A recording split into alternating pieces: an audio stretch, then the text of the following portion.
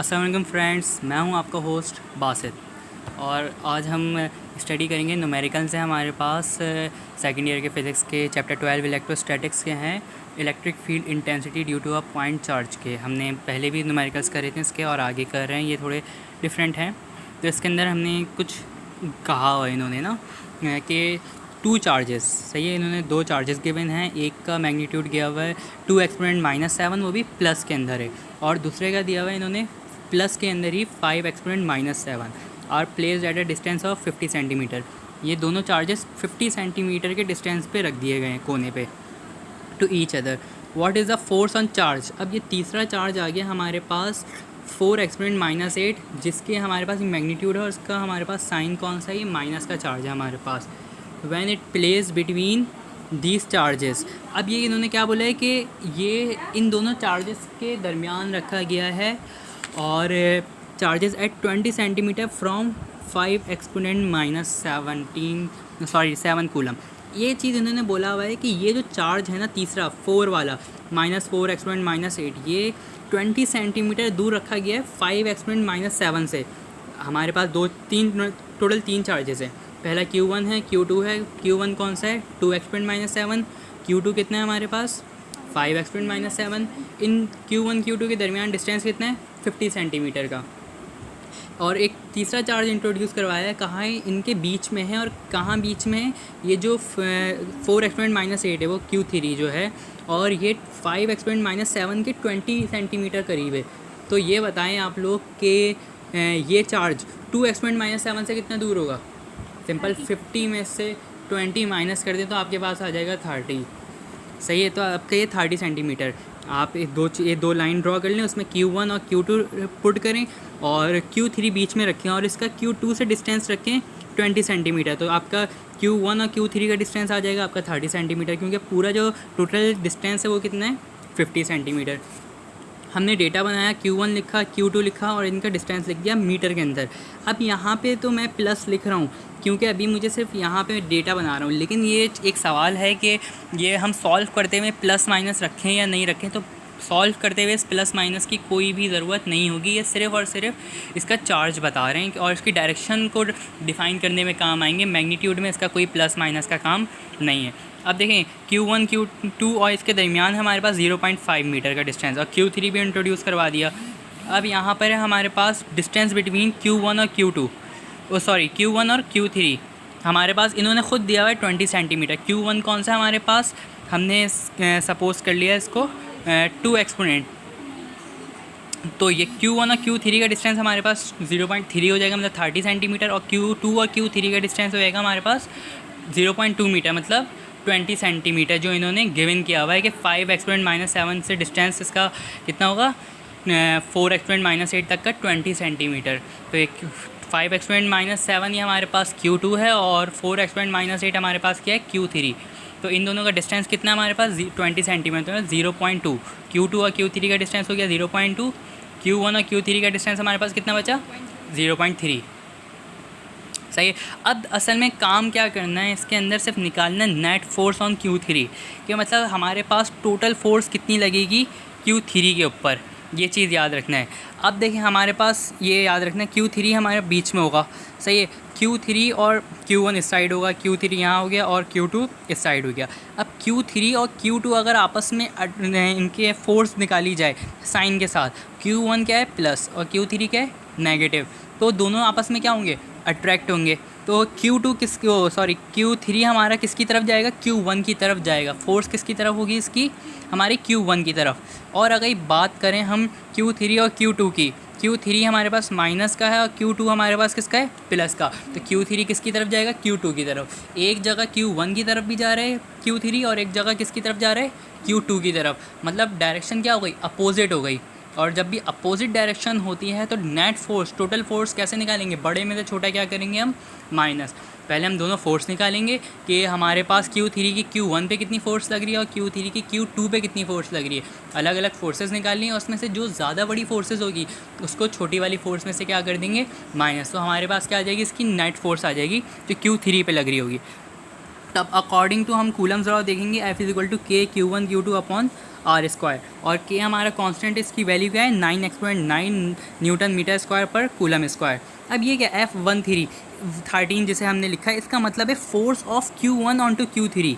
इसको आप चेंज कर सकते हो 3 1 कर दो, ज़्यादा बेटर है, मतलब force of charge 3 on to Q charge 1, मतलब चार्ज Q3 की Q1 पे कितनी फोर्स लग रही है, कोई मसला नहीं है, इससे कोई फ़र्क नहीं पड़ता। हमने लिख दिया कि Q1 Q3 upon R square, मतलब हमने पहले किसकी फ़ोर्स मालूम करी, चार्ज 1 और चार्ज 3 की, मतलब 2 एक्सपोनेंट -7 और 4 एक्सपोनेंट -8 की हमने क्या फाइंड आउट पहले फोर्स करी कितना होता है, और इनका डिस्टेंस कितना है हमने निकाला था ना कि Q1 और Q3 का डिस्टेंस हमारे पास था 0.3 मीटर।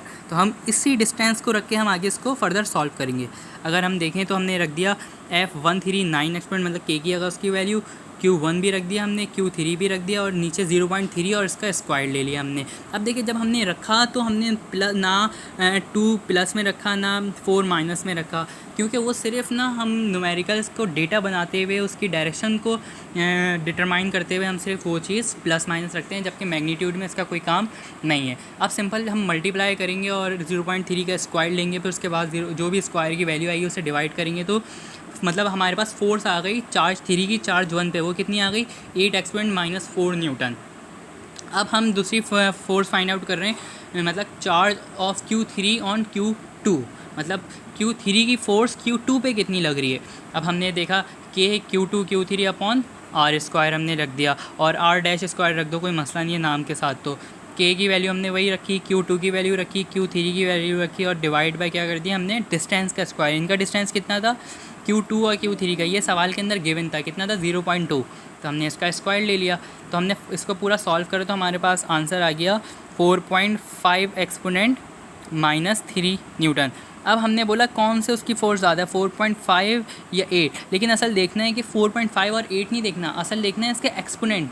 एक्सपोनेंट एक जगह -3 है और एक जगह -4 है, तो हमें पता है -3 ज़्यादा बड़ी वैल्यू है, -4 हमारे पास छोटी वैल्यू है। तो हमने F23 बड़ा और F13 हमारे पास क्या है छोटा, तो हम बड़े में से छोटा माइनस करेंगे। इस बार माइनस क्यों कर रहे हैं, क्योंकि F23 की direction of force different side पे है, और F1 और 13 की डायरेक्शन ऑफ फोर्स एकदम अपोजिट साइड पे। दोनों की फोर्सेस तो हमारे पास डायरेक्शन में बिल्कुल अपोजिट है, तो इस वजह से हम क्या कर रहे हैं माइनस कर रहे हैं। तो हमने F23 में से F13 क्या कर देंगे माइनस कर देंगे, तो हमारे पास इसका फाइनल आंसर आ जाएगा फोर्स का 3.7 एक्सपोनेंट -3 न्यूटन। ओके, अब अगला क्वेश्चन है, यहाँ पे इस तरह के हमारे पास क्वेश्चन 12.6 और काफ़ी इंपॉर्टेंट क्वेश्चन है ये। अब हमारे पास इसमें Q1 भी चार्ज गिवन है हमारे पास प्लस के, उसमें Q2 हमारे पास माइनस में है, और इन दोनों का डिस्टेंस हमें गिवन है 0.5 मीटर।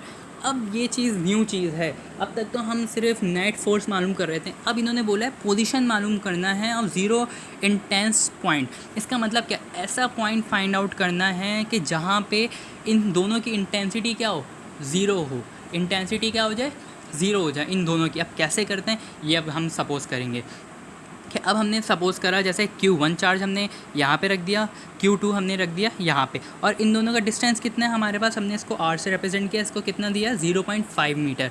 सही है, Q1 क्या हमारे पास प्लस में था तो हमने प्लस में शो करा, Q2 हमारे किस में था माइनस में। अब ये देखें आगे क्या चीज़ है, इसको अभी नहीं देखें, बोला क्या गया ये चीज़ देखना है, position of zero intensity point.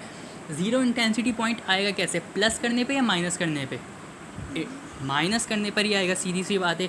क्यों आएगा, कैसे आएगा भाई, जैसे कि अगर आप दोनों फोर्सेस को प्लस करोगे तो आंसर कुछ ना कुछ तो इंटेंसिटी आएगी ना ऐड करके। आप 0.05 को भी अगर किसी में भी ऐड करोगे तो आंसर तो कुछ ना कुछ आएगा। लेकिन अगर आप दो चीज़ों को माइनस कर दोगे और दोनों को सेम उससे माइनस करोगे, अगर दोनों की क्या होगी हमारे पास मैग्नीट्यूड भी सेम होगा और डायरेक्शन बिल्कुल अपोजिट होगी, तब जाके हमारे पास इंटेंसिटी जो पॉइंट होगी वो क्या होगी, इंटेंसिटी हमारे पास ज़ीरो आएगी। तो अब हमें वही पॉइंट फाइंड आउट करना है कि ऐसा पॉइंट फाइंड आउट करना है जहाँ पे इंटेंसिटी क्या है, ज़ीरो आए।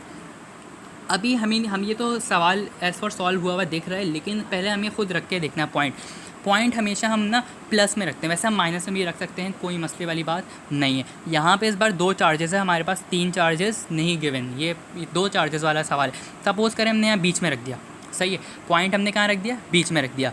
अब ये प्लस का है और ये माइनस का है, तो चार्जेस किसकी तरफ जाएंगे, माइनस वाले की तरफ। मतलब पॉइंट और Q2 की अगर हम देखा जाए तो कहाँ पे जाएगा, Q2 की तरफ, क्योंकि पॉइंट क्या होगा, प्लस होगा, Q2 क्या होगा, माइनस, तो प्लस माइनस आपस में अट्रैक्ट होगा, तो जो पॉइंट होगा या जो हम जो तीसरा इंटेंसिटी के लिए पॉइंट की अगर जो चार्ज रखेंगे वो कहाँ जाएगा हमारे पास, Q2 की तरफ। सही है। अच्छा, उसी वहीं पे रखेंगे और Q1 से देखेंगे तो ये क्या होगा, पॉइंट भी पॉजिटिव और Q1 भी पॉजिटिव, पॉजिटिव पॉजिटिव रिपेल करेंगे और ये कहाँ किस तरफ जाएगा, इंटेंसिटी Q2 की तरफ, तो दोनों एक ही डायरेक्शन में हो गया। अगर एक डायरेक्शन में हो गया तो फोर्स हमारे पास ज़ीरो तो नहीं आएगी, इंटेंसिटी फाइनल हमारे पास फोर्स ज़ीरो नहीं आएगी। इसीलिए अब हमने क्या रखा, पॉइंट को बाहर रखा। सही, अब हमने बीच में तो रख नहीं सकते हैं, अगर आप पॉइंट को प्लस की अगर माइनस भी रखोगे ना तो भी एक ही डायरेक्शन में फोर्स जाएगी। अब ये क्या हमने काम क्या करा कि इस पॉइंट को इनके बीच में नहीं रखा, हमने इसको बाहर रख दिया। अब बाहर रखते हैं और चीज़ चेक करते हैं। अब हम चेक करते हैं पॉइंट को बाहर रख के Q2 पे, सही ना, पॉइंट प्लस है और Q2 क्या है, माइनस, प्लस माइनस क्या होगा, अट्रैक्शन होगी मतलब, सही है ना। और ये इंटेंसिटी E2 किसकी तरफ जा रही है हमारे पास, Q2 की तरफ, क्योंकि ये अट्रैक्शन होगी, ये पॉजिटिव है और वो क्या है, नेगेटिव है। सही है, हमारे पास ये E2 किसकी तरफ जा रही है, इस डायरेक्शन में जा रही है। अब अगर बात करें पॉइंट P और Q1 की, पॉइंट P हमारे पास क्या होता है, पॉजिटिव पॉइंट हमने लिया है, और Q1 भी क्या है, पॉजिटिव, तो पॉजिटिव पॉजिटिव आपस में क्या करेगा, रिपेल। और E1 किसकी तरफ जा रहा है, दूसरे साइड, एकदम अपोजिट साइड जा रहा है, जहाँ E2 जा रहा है इसके बिल्कुल अपोजिट साइड जा रहा है। अब हमें वही पॉइंट फाइंड आउट करना है, हमें पॉइंट पता चल गया आउटसाइड है, हमें पॉइंट पता चल गया आउटसाइड है, लेकिन अब बस वो पॉइंट फाइंड आउट करना है जहाँ पे इंटेंसिटी क्या हो, ज़ीरो। अब कहीं पे भी एज फॉर ज़ीरो इंटेंसिटी वाला सवाल आ जाए तो हमें एक कंडीशन रखनी है कि E1 E2 के बराबर होगा। देखिए ये चीज़ तो ज़रूरी है, अगर E1 E2 के बराबर नहीं होगा, जैसे मैं कहूँ 15 माइनस तो हो रहा है लेकिन 15 माइनस 10 5 तो बचेगा, मुझे बचाना ही नहीं है कुछ, मुझे क्या लाना है, ज़ीरो लाना है, तो 15 माइनस 15 करना होगा।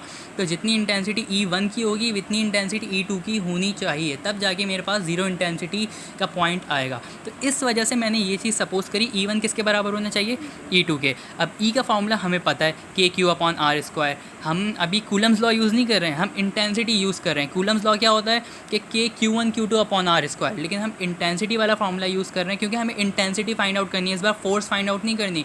पहले जो हमने न्यूमेरिकल करा था उसके अंदर नेट फोर्स फाइंड आउट करनी थी, इस बार हमें इंटेंसिटी फाइंड आउट करनी है। तो ये चीज़ फ़र्क है, इंटेंसिटी का हमने फार्मूला लगाया KQ/R², इंटेंसिटी में होते ही हमारे पास एक चार्ज है और हमने एक चार्ज ही यूज़ करना है। तो अब हमने यूज़ करा E1 के लिए। अब E1 का अगर देखा जाए कि देखिए E1 के लिए ये जो हमारे पास E1 की जो डायरेक्शन ऑफ फोर्स गई है किसकी वजह से, वो Q1 की वजह से। E1 किसकी वजह से, Q1 की वजह से। तो E1 में हमने चार्ज कौन सा रखा, Q1, और हमने इसका R² रखा, डिस्टेंस। अब डिस्टेंस चेक करना है, Q1 से लेके पॉइंट P तक का डिस्टेंस कितना है हमारे पास डिस्टेंस है x जिसको हमने नाम दिया है, सही है ना। हमने क्या नाम दिया, Q1 से लेके P तक का नाम क्या दिया हमने, डिस्टेंस का x नाम दिया है। तो इसकी जगह हम क्या रखेंगे, E1 की जगह R की जगह हम रखेंगे x, सिंपल, सही है। और हम अगर बात करें E2 की, E2 आप देखें, E2 किसकी वजह से, Q2 की वजह से, और Q2 और पॉइंट का डिस्टेंस क्या है हमारे पास, ये देखें, ये चीज़ देखना है, x तो है पॉइंट से लेकिन Q1 तक के, लेकिन R भी तो आ रहा है। तो Q2 से हमारे पास पॉइंट P तक का डिस्टेंस क्या होगा, R+x, ये चीज़ फ़र्क आ गया हमारे पास। Q2 से हमारे पास P तक का डिस्टेंस कितना हो गया, एक तो ये R भी हो गया और ये x। आप देखें ना, Q2 से स्टार्ट करें P तक के तो दो डिस्टेंस आ रहे हैं, एक R डिस्टेंस आ रहा है जो हमें गिवन है और एक x डिस्टेंस आ रहा है जो हमें फाइंड आउट करना है। तो हमें Q2 से P तक का डिस्टेंस कितना हो गया, R+x हो गया हमारे पास। तो हमने E2 के अंदर क्या रख दिया, R+x का स्क्वायर रख दिया। अगर हम बात करें फर्दर सॉल्व की, अब हमने क्या रखना है, E1 = E2, यही चीज़ हमने सपोज़ करी थी। तो हमने ये दोनों हमने क्या कर दिया, यहाँ पे मैं आपको फर्दर सॉल्व करके इस तरह बता देता हूँ। ये देखिए, इक्वेशन 1 में हमने क्या रखा, K E1 की जगह रख दिया KQ1/x², और हमने यहाँ पे E2 की जगह क्या रख दिया, KQ2/R+x²। K से K कैंसिल हुआ। ये देखें यहाँ पे Q2 जो है ये मल्टीप्लिकेशन की फॉर्म में, उस साइड जाके क्या हो जाएगा, डिवाइड, मतलब Q1/Q2, और यहाँ देखें x² क्या है, मल्टीप्लाई हो रहा है नीचे यहाँ पे, और ऊपर जाके क्या हो जाएगा, वो सॉरी डिवाइड हो रहे हैं x², ऊपर जाके क्या हो जाएगा, मल्टीप्लाई, इस फॉर्म में आ जाएगा। या हाँ, अगर आपने Q1/Q2 रखना है तो हमारे पास x² R plus X square आएगा। लेकिन अगर आपने Q2 अपॉन Q1 रखना है, आपने Q1 अपॉन Q2 नहीं रखना, अगर आपने Q2 अपॉन Q1 रखना है तो आपने दोनों को रेसिप्रोकल कर देना, आपकी मर्ज़ी है, कोई मसले वाली बात नहीं है। रेसिप्रोकल रखे तो ज़्यादा बेटर है, लेकिन अभी इसलिए हमने इस फॉर्म में रखे है क्योंकि हमारे पास Q2 की वैल्यू बड़ी है। Q2 की वैल्यू हमारे पास 5 एक्सपोनेंट माइनस 7 है, जबकि Q1 की वैल्यू क्या है 2। तो हम बड़े से छोटा डिवाइड करें तो ज़्यादा बेटर है, हम ये कि छोटे से बड़ा हम डिवाइड करें। तो इसी वजह से एक्सपोनेंट माइनस 7 से एक्सपोनेंट माइनस 7 कैंसिल हुआ, 5 को 2 से डिवाइड करेंगे तो 2.5 आएगा। और यहाँ पे स्क्वायर था, ये भी स्क्वायर है, ये भी स्क्वायर, तो हमने होल स्क्वायर लिख दिया। और स्क्वायर को ख़त्म करने के लिए दोनों तरफ हमने रूट लगा दिया, यहाँ पे भी रूट लगा दिया, यहाँ पे भी। स्क्वायर से रूट कैंसिल हुआ, R plus X divide by X, और अंडर रूट 2.5 का आंसर होता है हमारे पास 1.58। मतलब आपने कैलकुलेटर के अंदर इससे सिंपल पुट कर देना है 2.5 का अंडर रूट, तो हमारे पास 1.58 आ जाएगा। अब ये एक्स इसके साथ क्या हो रहा है, डिवाइड, उस साइड आगे क्या हो गया, मल्टीप्लाई, तो ये क्या हो गया 1.58x हो गया। अब 1.58x बड़ा है या 1x, सिंपल सी बात है 1.58x बड़ा हुआ, तो इसी वजह से ये x मतलब 1x है ना, ये प्लस 1x उस साइड आगे क्या हो जाएगा, माइनस का 1x, 1 लगाने की ज़रूरत नहीं है। तो 1.58 में से 1 जाएगा तो कितना बचेगा 0.58, तो यही बचा। तो 1.58x में से माइनस x करोगे तो कितना x बचेगा 0.58x। तो हमारे पास r की अभी वैल्यू आई है 0.58x, लेकिन हमें r की वैल्यू गिवन है, याद रखिएगा क्वेश्चन के अंदर r की वैल्यू गिवन है 0.5। हमें किसकी वैल्यू चाहिए, x की वैल्यू चाहिए, तो x की वैल्यू चाहिए तो x को सेपरेट करना पड़ेगा, लेकिन x के साथ 0.58 क्या हो रहा है, मल्टीप्लाई, उस साइड आगे क्या हो गया, डिवाइड। और ये जो 0.5 है वो किसकी वैल्यू है, वो r की वैल्यू हमने सपोज करी, तो वो चीज़ हमारे पास किसकी वैल्यू आ गई, r की, 0.5 डिवाइड बाई 0.58। और टोटल x की वैल्यू कितनी आ गई 0.862 मीटर। ये हमारे पास मीटर में, अगर सेंटीमीटर में कर दिया तो 86.2। ये हमारा पोजीशन कहाँ से आया, ये Q1 से पोजीशन आई है, जो x हमें फाइंड आउट करना था। Q2 से भी तो हमारे पास था ना, Q2 से हमारे पास डिस्टेंस क्या था, r प्लस एक्स, r की वैल्यू हमारे पास पता है पहले से कितनी है 50 सेंटीमीटर, और x की वैल्यू कितनी आ गई 86, तो 50 प्लस 86 कर दो आप तो 136.2 सेंटीमीटर आ जाएगा फॉर किसके लिए, Q2 के लिए। और Q1 के लिए हमारे पास, सॉरी डिस्टेंस हमारे पास Q1 के लिए गिवन है, सही ना, x ही तो डिस्टेंस है उसका, तो 86.2। आई होप आपने समझ लिया हो, कोई भी मसला हो बता दिएगा, मैं आपको दोबारा समझा दूँगा।